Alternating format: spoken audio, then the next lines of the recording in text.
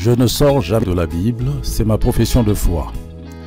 Avant d'aller plus loin dans le chapitre, je voudrais vous rappeler ma profession de foi. Ne jamais sortir de la Bible. Tout au long de la révélation que je vais vous faire du troisième secret de Fatima, la parole de l'Éternel sera mon guide, mon garde-fou, ma balle suprême. Je suis sûr et certain que ce que je dis ne sort pas de mon imagination, mais qu'elle est la confirmation de prophéties millénaires qui se sont lisées en ces temps modernes. Aujourd'hui, les faux prophètes, les faux messies, les illuminés en tout genre sont légion. Ils prennent en otage spirituellement d'innombrables enfants de Dieu, d'autant plus facilement que la Bible fait l'objet trop souvent d'interprétations particulières. 1 Pierre 1, 20.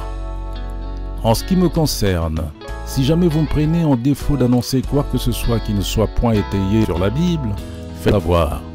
Pasteur, ce que vous dites là n'a aucun fondement biblique. Où êtes-vous allé chercher ça? Je promets que je me ferai un point d'honneur de vérifier dans la Bible que ce que je dis correspond bien à la parole. Dans le cas contraire, je le confesserai publiquement et prendrai en conséquence les mesures qu'impose un tel égarement. La difficulté de cet exercice est que, très souvent, suivant les dénominations chrétiennes, le même texte biblique peut être compris de manière diverse et variée. Les catholiques, par exemple, croiront sans problème lorsque je parlerai d'apparition, alors que les protestants purs et durs auront tendance d'emblée à rejeter cette idée, même si elle est confirmée dans la Bible.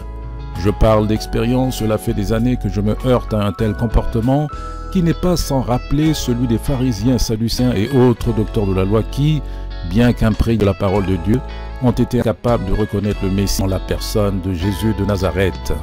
Ils disaient « N'est-ce pas entier ? Néri qui est sa mère, Joseph, Simon et Jude, ne sont-ils pas ses frères? Et ce sont-elles pas qui viennent donc toutes ces choses? Et il était pour eux une occasion de chute. » Matthieu 13, 44, 56. Ma vision de la Dame du ciel, 1983. Je suis d'une famille chrétienne depuis des générations. Mes arrière-grands-parents maternels sont morts à jeunes. Ils avaient à peine la trentaine, de la maladie du sang ils ont attrapé, alors qu'ils étaient en campagne d'évangélisation dans des contrées perdues du nord de l'Angola. Mon oncle paternel était des pasteurs, ardents serviteurs du Seigneur leur vie durant. Ils étaient protestants, membres de la Baptist Missionary Society, la société baptiste missionnaire. C'est dire que je n'ai pas du tout vécu dans la dévotion à la Madone. Comme tout protestant qui se respecte, l'idée d'une vénération autre que celle qui est due à notre Seigneur Jésus-Christ ne peut être qu'apostasie, hérésie, dévoiement. Cependant, je me dois de dire la vérité. Dans les jours qui ont suivi le puissant appel que j'ai reçu du Seigneur, c'était en mars 1943, alors que je venais d'échapper d'un cheveu à la mort dans des circonstances que j'aurai l'occasion de raconter plus tard, j'ai vu, je l'appelais la Madone, une dame m'apparaître en vision. Je vais essayer de vous décrire cette vision aussi fidèlement que possible. J'ai vu un ciel qui n'est pas celui que nous voyons sur terre, d'un bleu indescriptible, azur foncé, et au firmament de ce ciel dans notre monde, dimension, il y avait une dame.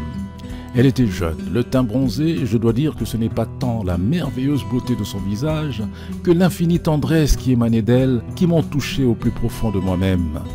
Elle m'a regardé, puis m'a souri d'un sourire si doux que je me suis retrouvé en extase devant un spectacle aussi merveilleux. Mon cœur a été pris dans un étau d'amour, de vénération. Oui, c'est vraiment le mot pour décrire ce que j'ai éprouvé à ce moment-là. La Dame du ciel avait une couronne sur la tête, une couronne d'arc-en-ciel.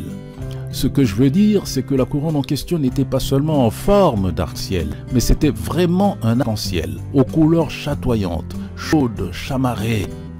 C'était l'heure vivante qui semblait fluctuer comme peinte sur les ailes d'un papillon en mouvement. Pour en revenir à ma profession de foi du début, si je n'avais pas trouvé dans la Bible un texte qui confirmât l'origine biblique d'une telle vision, je n'en parlerai point, l'ayant rejeté d'emblée comme le fruit d'une hallucination. Mais cette dame, la Bible en parle. C'est celle-là même qui est apparue à Fatima au Portugal à 3 petits bergers. L'apôtre Jean, qui l'a vue il y a 2000 ans, en fait la description suivante.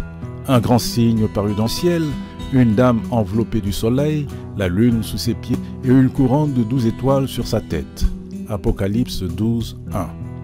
Cette dame est apparue pour annoncer une naissance. C'est entend la suite du passage de référence, c'est-à-dire le verset 2. Elle était enceinte et elle criait, étant travaillée dans les douleurs de l'enfantement.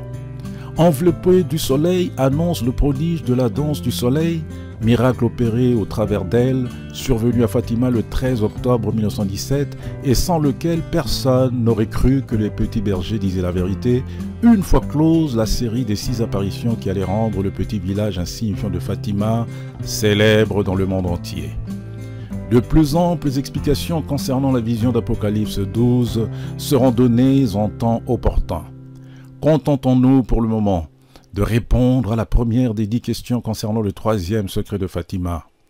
C'est une femme qui est apparue à Fatima au Portugal afin que s'accomplisse la parole, à savoir la prophétie d'Apocalypse 12, 1 à 5, qui constitue en fait l'authentique message de Fatima, ô combien divergent de celui annoncé par le pape Jean-Paul II en juin 2000. Nous aurons l'occasion d'y revenir.